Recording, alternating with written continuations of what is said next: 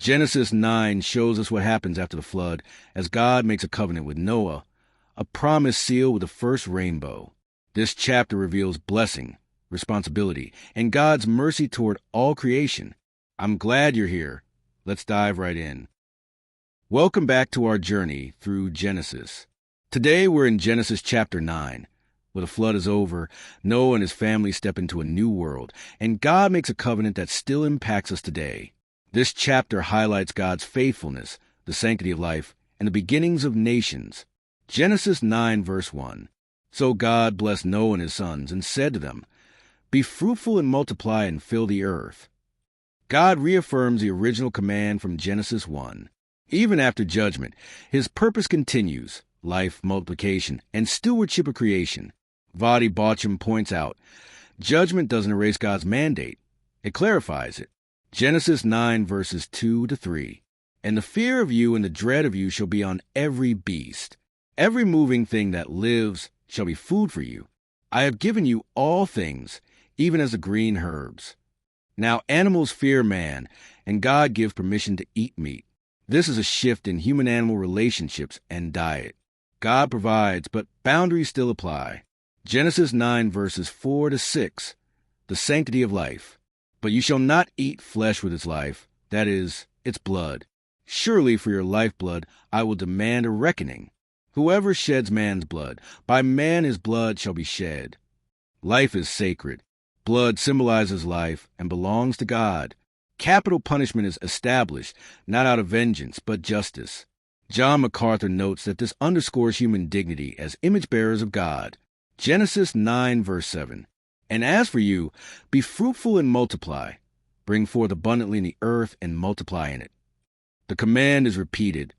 God emphasizes the value of human life, and the continuation is planned through Noah's family. Genesis 9 verses 8 to 11. The covenant with Noah. "I establish my covenant with you. Never again shall all flesh be cut off by the waters of the flood." This is God's unilateral, unconditional promise. It's not based on Noah's faithfulness, but on God's mercy. Genesis 9 verses 12 to 17, the rainbow sign. "I set my rainbow in the cloud. It shall be for the sign of the covenant. And the waters shall never again become a flood to destroy all flesh." The rainbow is a divine symbol, not a diversity, but divine mercy. It's God's visual reminder that wrath has been restrained. Vadi Baucham reminds us, symbols matter, and this one belongs to God. Genesis 9 verses 18 to 23.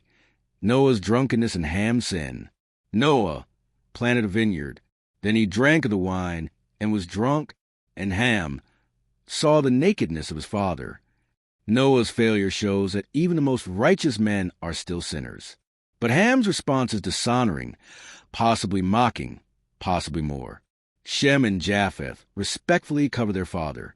This reveals a contrast between honor and shame. Genesis 9 verses 24 to 27. The curse and the blessing. "Cursed be Canaan.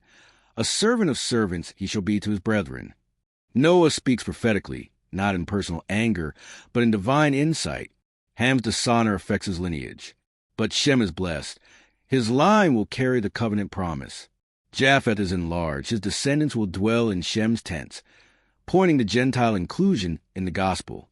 Genesis 9 verses 28 to 29. Noah lived after the flood 350 years. So all the days of Noah were 950 years, and he died. Even man of faith like Noah dies. The curse of sin continues. But so does the hope of redemption, conclusion, and application. Genesis 9 teaches us life is sacred because it reflects the image of God. God is faithful to his promises, even when man fails. Sin can still reign in the heart, even after judgment. The rainbow is not a symbol of pride, but of mercy. Ask yourself, do I honor the image of God in others, even those I disagree with? Am I living under the covenant mercy of God, or ignoring his commands? Do I see the rainbow as a reminder of grace, or has the culture redefined it for me? Thank you for watching. Like, share, and subscribe for more verse-by-verse Bible teachings. Family, thank you for reading Genesis 9 with me today.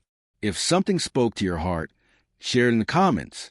May God bless you and remind you of his faithful promises. I'll see you tomorrow.